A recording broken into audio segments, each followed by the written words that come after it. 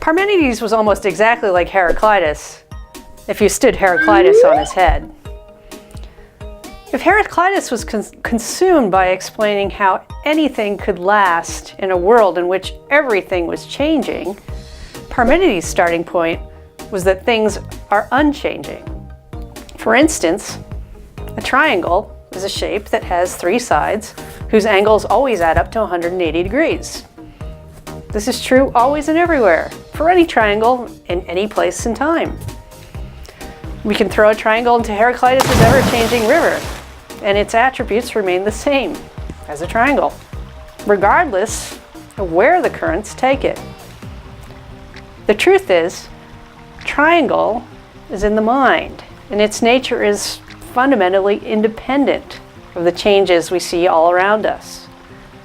The world seems ever-changing, but triangles don't. Unlike Heraclitus and the other pre-Socratics, who started with the world that they observed, a world seen to be always in flux, Parmenides began with unchanging truth in the mind. In fact, for Parmenides, the mind can only think of being, that which exists. The mind cannot think of nothingness. We need to be clear. Parmenides probably wasn't claiming that it was impossible to think of specific things that don't exist. I can think of my refrigerator at home and think, damn, there's no beer in my fridge. But what is no beer? What does no beer look like? In this case, I'm not really thinking of a thing called no beer, which is impossible. I'm thinking of beer, which exists. Now close your eyes and think. You can think of a fridge without beer in it, but try as you might, you can't think of nothingness at all, can you?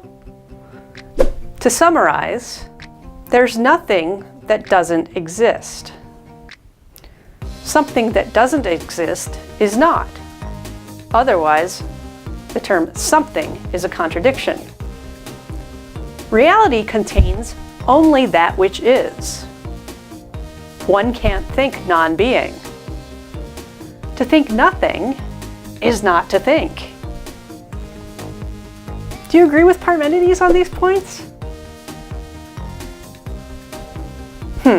Let's take a look. They all seem pretty plausible to me. Do you see the obvious mistake here? I don't see it. Okay, but I warn you, when we define being so starkly and so absolutely, it's going to get really weird. Parmenides wants us to learn to think of being without any kind of becoming. When you are becoming something, it implies that you are not that thing yet. And being not a thing is the same as being nothing, which is a contradiction. Either you exist or you don't. There's no middle ground of a thing becoming something new. You is or you ain't. Take a look at this pretty oak tree in the fall, losing leaves, rustling in the wind. If we watched it from the beginning, it would have seemed to become an oak tree from this little acorn, growing tall, woody, with new branches, leaves, and so on. But seemed is the operative word here, because actually this is impossible, since there would have been a time when this oak tree and the acorn that produced it did not exist at all. And remember, we can't conceive of that because we can't think about non-existence. Besides, it's impossible that something which did not exist could give rise to something that does exist. If the oak tree really exists, it must therefore have always been there. Did you get that? Things like this oak tree that exist couldn't have come into being. It did not really become what it is from an acorn because there's no becoming. There's no becoming for this tree because it would have had to come into being from things that are existent, which means that it existed already, because it cannot have come from nothing. Shall we try again? When a puppy's born, she either must be born from something that does not exist or something that does exist. She certainly cannot have come from nothing, i.e. from what does not exist. That's obvious. But she also cannot have been born from what exists, because she would have already existed. So her being born is actually an illusion. She has always existed. She, like all things that exist, is eternal. Remember, there's no becoming for Parmenides. There's only being. What exists has no beginning and no end. It's not born and will never die. There's no change for Parmenides. When I drink this giant brand blueberry seltzer, now available for the low price of $2.99, to all appearances, it ceases to be blueberry seltzer. It becomes part of me. And whatever doesn't become part of me becomes something else that ends up getting flushed down the toilet. The seltzer which once existed exists no longer. But this is impossible, this whole path of seltzer changing and ceasing to exist. Because what is, and what is not. But our senses tell us the opposite. They tell us the seltzer is, but is consumed, and then is not. And they tell us the seltzer that is not is now something else. But that's a contradiction. That's not the way of philosophical truth, but the way of mere opinion. Our senses are an illusion. Another illusion for Parmenides is motion. Yes, it appears that we move from point A to point B, from here in DC to, say, San Francisco. But think about it. Before we get to San Fran, we have to get halfway there. And before that, we have to get a quarter of the way, an eighth of a way, and a 16th, and so forth. We could add up 1/2 plus 1/4 plus 1/8 plus 1/16 plus 1/32, and so on. Infinitely many fractions we'd be adding, and it would never add up to the whole finite distance. Motion really makes no sense logically. We think we see it, but it can't really be what's happening. The flow of time is also a deception. There's no past, present, or future. There's only the eternal now.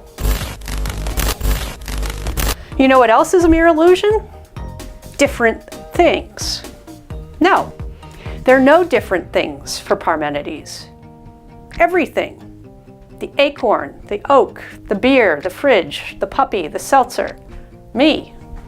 We are all things that exist, but as nothing more than apparent parts of all that is. But there is exactly one and only one collection of everything there is. It's our senses which want to divide the world into various differentiated things and cannot be trusted. Manyness is an illusion, just like change. The only ultimate reality is judged in the mind, not in the senses. And once the mind determines something exists, it shares this existence with all the other things that exist. But things that exist must be one, because there is only one existence for them to share. If a thing is really, it must be part of the one and only reality which shares being itself. To put it even more simply, there is only one thing in the whole world, that is being itself. Unchanging, eternal, without motion, beginning, middle, or end. Try getting your head around that one. It's rather mind-blowing.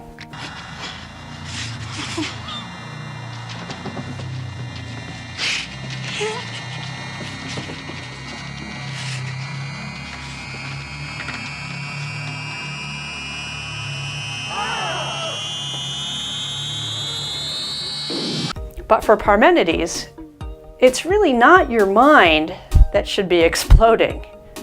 If you trusted your mind, and only your mind, you would see the truth.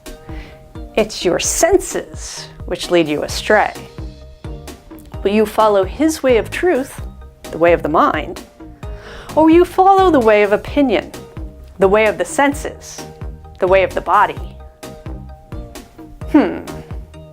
Now that you put it that way, I still think we should heed our senses. I don't think we can agree that all change, motion, manyness, all developing and becoming are illusions. That's just a bridge too far. But give Parmenides a lot of credit. He had developed a wholly new way of doing metaphysics. The Milesians like Thales, Anaximander, Anaximenes, and Heraclitus took a very empirical approach to the problem of being, taking a hard look at the visible world and trying to reason to abstract truths. By contrast, Parmenides was the first to approach the issue of being from a deductive perspective of general truths, from mathematics and from logic and reason. This changed metaphysics forever. And Parmenides was definitely onto something when he asked the question of how there can be one being with many different things. We need a more precise understanding of being as well. That would be a problem for later minds like Plato and Aristotle to solve. Maybe his most important idea was of things that are unchanging and even eternal. All things are not like that, but some important things are, such as justice and goodness, and even maybe the truths of math. And as much later thinkers would deduce, the ultimate unchanging and eternal reality is God himself.